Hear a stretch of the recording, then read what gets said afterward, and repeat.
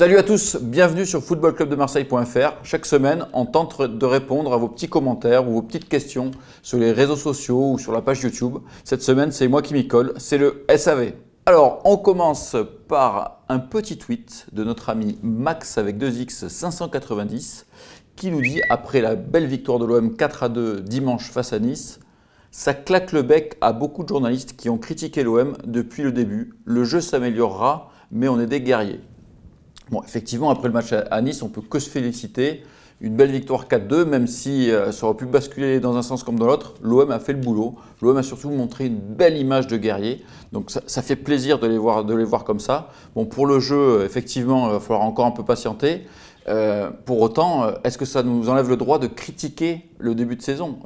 Prendre une volée face à Monaco, se faire humilier à la maison par Rennes, le jeu n'y est pas. Et la Grinta, les guerriers, on ne les voyait pas trop à ce moment-là. Donc à ce moment-là, ils étaient critiquables. Là, ils font un bon match à Nice. On ne peut que se féliciter et espérer que ça s'améliore encore et qu'on ait encore de belles sensations comme ça. Donc claquer le bec aux journalistes, ce n'est pas forcément le truc puisque c'est une analyse au coup par coup. Donc voilà, là on est content. On espère que ça va durer. Mais si ça replonge, on sera là pour le dire.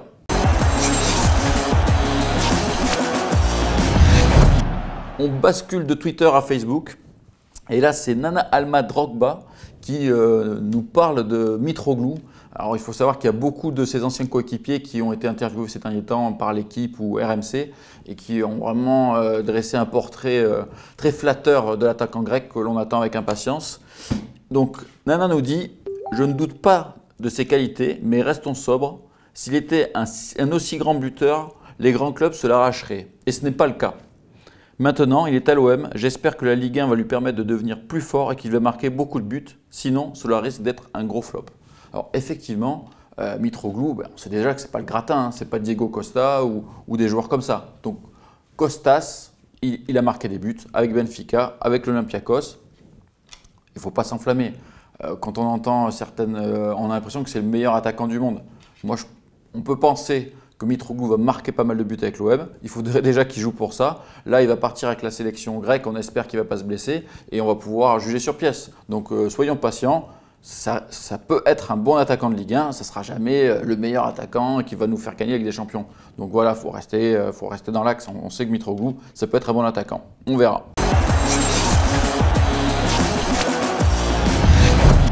On change un petit peu de réseau social. Là, on se retrouve sur YouTube et là, c'est un petit peu de la cuisine interne. En fait, quand on tourne l'émission Débat Foot Marseille sur ce plateau, on fait souvent des petites private jokes, des petites blagues entre nous que les internautes ne comprennent pas forcément. Et là, Benjamin Lamoc nous dit les blagues entre vous sont quelque peu excluantes pour les personnes qui vous regardent. Ce n'est pas très drôle, mais en plus, vous n'expliquez pas vos références. Donc, 3 petits points. Exemple, le bureau de Saddam. Ok, donc là, je vais prendre le temps d'un peu vous expliquer.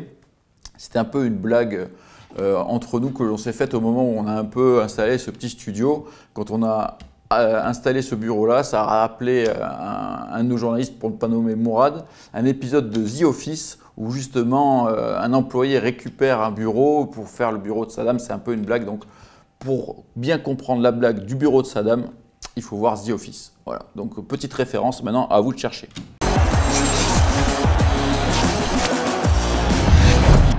On retourne sur Twitter et là c'est Franck2673 qui nous dit concernant Ocampos, c'est peut-être pas le meilleur, mais au moins il donne tout ce qu'il a sur le terrain. Bon, référence au dernier match de Lucas Ocampos qui effectivement, là il a compris quelque chose Lucas, c'est qu'il a beaucoup de déchets dans son jeu.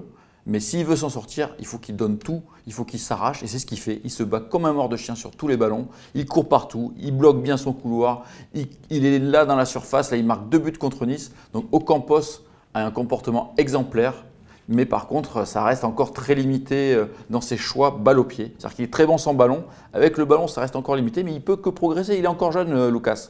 Donc Lucas joue plus simple, fais des passes plus vite, ne tente pas le dribble exagéré systématiquement et tu ne seras que meilleur. Donc Lucas, on ne peut que l'encourager parce qu'au niveau de ce qui monte sur le terrain, de l'envie, là c'est parfait.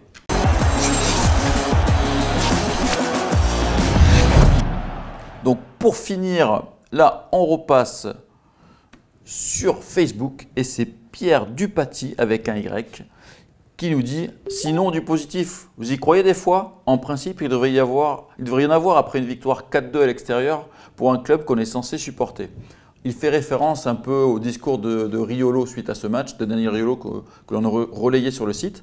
Donc effectivement, bien sûr qu'il y a du positif. Une belle victoire à Nice face enfin à un club avec qui on peut être à la lutte pour cette fameuse 3e place sur le podium, bien sûr que c'est positif.